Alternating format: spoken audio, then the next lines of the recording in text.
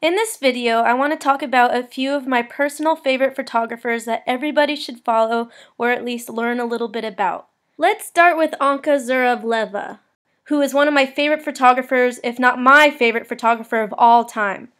Anka is a true rock and roll star. She was a singer in a rock band, a tattoo artist, and has posed in Playboy several times, all before she became a successful photographer. Born in Poland in 1980, Anka lost her parents at a young age and looked for an escape in alcohol, as she says, to keep sane. Anka has a mix of surreal, gravity-defying works and also many that are lovely, unique portraits of women.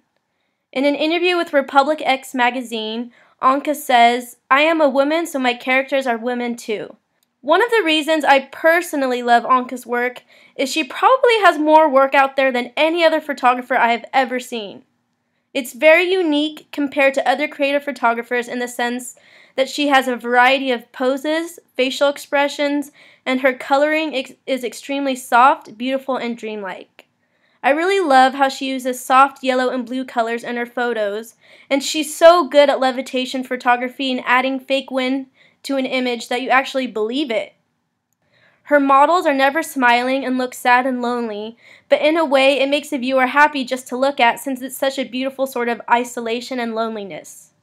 She has shot in every sort of indoor and outdoor location possible, and you could see more of her work on her Facebook page at Anka Zhuravleva Arts. The next talented photographer I'd like to introduce is Lizzie Laricchia, who has one of the most vivid imaginations I've ever come across. She first started doing photography at the impressive age of 13. Believing that photography should be created out of emotion rather than technicality, her images often depict humans juxtaposed in various locations and positions to tell a story. Lissy left school at 8 years old, interestingly enough, and never went back since. Her older images were taken in her childhood home of Canada, and her unique images are very similar to Alice in Wonderland. What really impresses me about Lissy is her ability to create amazing environments in her photographs. She has a series I love called Get Back in Your Book, which is a visual collection of characters who strive to stay in the real world.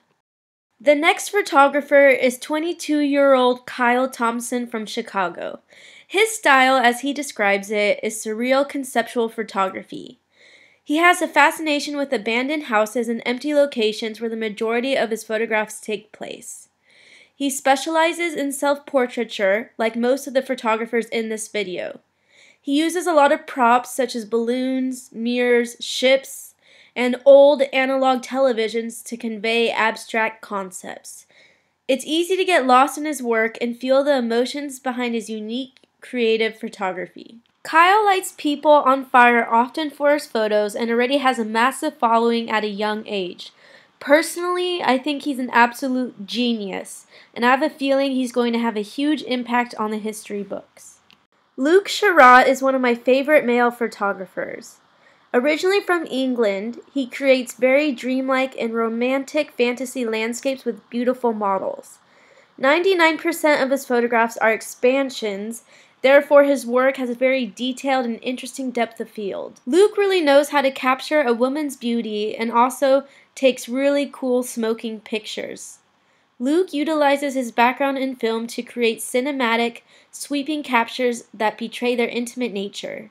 You can find more of his work on Facebook at Luke Takes Photos. Miss Anyella was one of the first Flickr famous photographers. She started uploading photos on Flickr in 2006 with a series of multiplicity images. Her current work is a stunning example of brilliant talent in front of and behind the lens. She uses a mixture of old paintings and interesting curve combinations in her images. Miss Anyella is different than other fine art photographers because she mixes fashion with conceptual photography. Her locations are very elaborate, from shooting in old churches to beautiful mansions. She uses dreamlike, bright candy colors in her images and is probably the most surreal photographer I've ever come across. Chrissy White is an amazing human being and artist. I first learned about her 3 years ago in an article written about her in Oprah magazine, and I can honestly say she inspired me to start levitation and conceptual photography. She started taking self-portraits at the young age of 14 and quickly earned an online following. This is the kind of work that touches and scorches you with its intensity. Even when she was 14, her work reflected a visual language of someone a lot more mature. Her work can be described as quirky, whimsical, and beautiful, that leaves you reeling for more. Qari Wayman is one of the most unique photographers I've seen, with a style all of her own. She specializes in shooting self-portraiture in beautiful abandoned houses and always has extremely entertaining and honest interviews.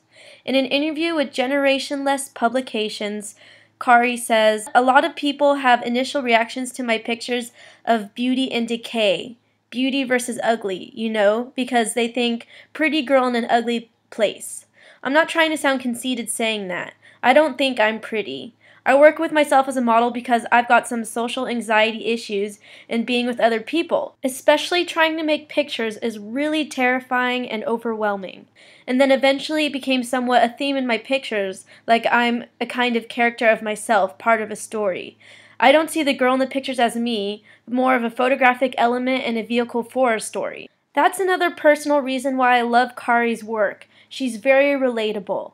I'm also really shy and have shaking hands and a lot of social anxiety, but yet try to convert that energy into an artistic medium to verbally express myself to others. You can check out more of her work on Facebook at Qari Wayman Photography. Olga Valeska is a 22-year-old self-taught photographer from France. Her images are often self-portraits and she blends photography and painting. Olga creates her own costumes, set, hairstyles, and makeup. In an interview with F-Stopper, Olga says, "I need loneliness to create because it is loneliness that gave me the desire to create. That's why I do self-portrait photography. I need to get into myself, detach myself from the reality that the outer world imposes on me, to reach my own. It's a journey inside myself where I discover new places every day." Her photographs contain a duality between innocence and darkness, and this mixture between the horror and ecstasy of life. Trini Schulz is a fantastic fine art photographer currently residing in Southern California and uses her daughter as a subject in the majority of her photographs.